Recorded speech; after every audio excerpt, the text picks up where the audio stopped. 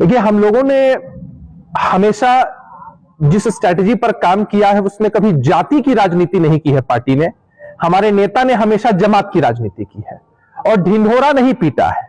किसी खास समाज के ठेकेदार होने का दंभ नहीं भरा है, ढोंग नहीं किया है, सबको मौका दिया है, सबको आगे बढ़ाया है।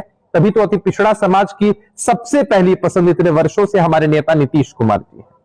जो पार्टी आज मुख्य विपक्षी दल के रूप में इस बिहार में है, वैसे तो उस पार्टी के 0 सांसद हैं लोकसभा के अंदर, लेकिन फिर भी वो दम भरते हैं कि देश में केंद्र की सरकार की ईंट से ईंट बजा देंगे। कुछ बातें बस मैं आपके सामने रखना चाहता हूं जो उनके असली चाल चरित्र और चेहरे को उजागर करने के लिए काफी है।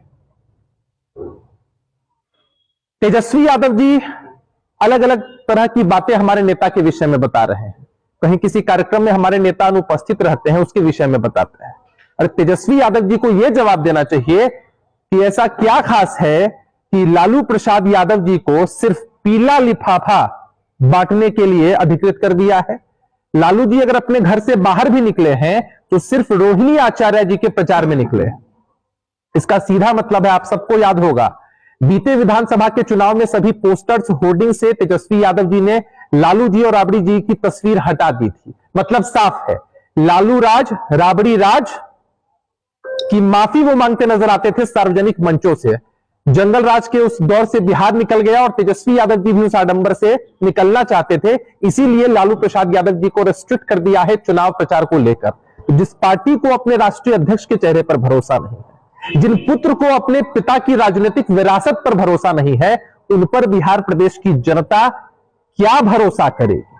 और लालू जी ने अगर प्रचार किया सिर्फ रोहिणी आचार्य जी का, हमारा सवाल है पहले चरण के जो चुनाव होने हैं, कल उसका चुनाव प्रचार थम चुका है, कल मतदान होना है। क्या कुमार सरजीत जो गया से उनके प्रत्याशी हैं, दलित समाज से आते हैं, वो उनके लिए इंपॉर्टेंट नहीं थे? क्या जमुई की सीट रिजर्व सीट है, दलित समाज के लोग लड़ रहे हैं, वो इंपॉर्टेंट नहीं है?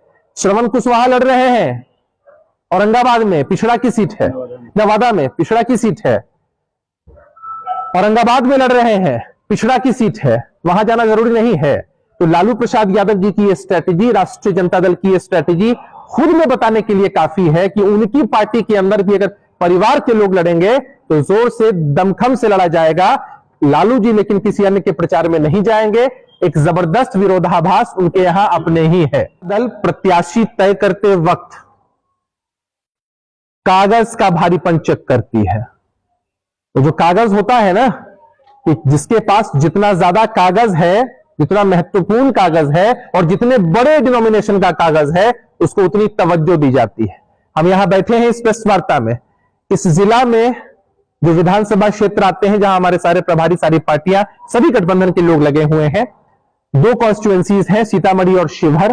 भांति भांति प्रकार की बातें की जा रही हैं, मजबूती के साथ, एकजुटता के साथ चुनाव लड़ा जा रहा है। और हम पूर्णतः आश्वस्त हैं कि यहां की जनता का आशीर्वाद पहले भी एनडीए गठबंधन को जबरदस्त तरीके से मिला है। दोनों ही सीटों पर जिस तरह से लगातार हमारे अध्यक्ष हैं, हमारे प्रभारी हैं, हमारे पार्टी के संगठन और गठबंधन के लोग काम कर रहे हैं, निश्चित रूप से एक बड़े मार्जिन से, जिस तरह से मोदी जी ने नारा दिया है देश में 4,00,400 पार का, ठीक उसी तरह से हम लोग इन 2 संसदीय क्षेत्रों में 4 लाख मतों के अधिक के अंतर से जीतेंगे। और सीतामढ़ी की धरती जहां हम बैठे हैं, उसका विकास और अग्रतर तरीके से होगा। जिस तरह से आदरणीय रामलला का मंदिर बना है अयोध्या में, ठीक उसी तरह से माता सीता का भी एक बड़ा मंदिर बनेगा। ये प्रत्याशी हमारे लगातार इस बात को कह रहे हैं। अब पुरानाधाम की जीर्णोद्धार के लिए बिहार की सरकार ने पहले ही इतना बड़ा फंड दिया है, आगे भी फंड मिलेगा। कि जहां गौरी के बिना शंकर नहीं, राधे के बिना श्याम नहीं, ठीक उसी तरह से सिया के बिना राम नहीं। और इसी संस्कृति से हम आगे बढ़ेंगे और यहाँ के मतदाता मालिकों का जबरदस्त हमें आशीर्वाद, स्नेह मिलेगा और भारी मतों के अंतर से 40 में 40 सीटें पूरे बिहार में